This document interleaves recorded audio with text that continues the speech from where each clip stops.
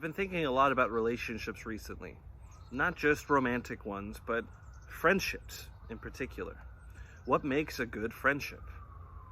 One of the common elements in a lot of my friendships is what I'll call a willingness to be mutually open, right? To take off the mask that you put on for normal life, to put on your comfy clothes and just be yourself.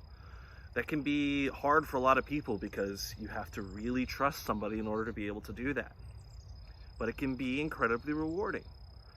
I think when we look at this lens of friendship, it opens up a lot of avenues of interpretation for the Transfiguration narrative. You see, Jesus didn't invite all of his followers or even all of his disciples up onto the mountain. He invited 3 people, Peter, James, and John. And what makes them special? They were not necessarily the best of the disciples. Peter is called Satan by Jesus and later goes on to deny him 3 times.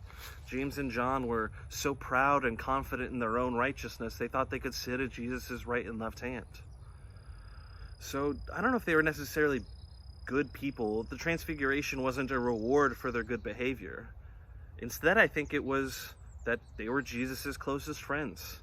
They were themselves in front of him, and Jesus then in turn could be truly himself in front of Peter, James, and John.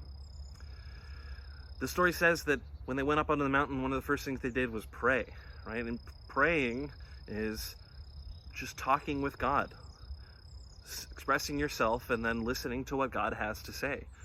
To me, that sounds kind of like a friendship, kind of like a relationship. And it's through that relationship that they got to then encounter Jesus as he truly was. And I don't know if all of us will get to experience anything like the Transfiguration, but I think we can encounter God in different ways. Maybe we get to experience the love of one another or true friendship, and we get to see a little bit of God in that. But this week, let's ask ourselves, are we open to encountering God? If he calls us, are we listening?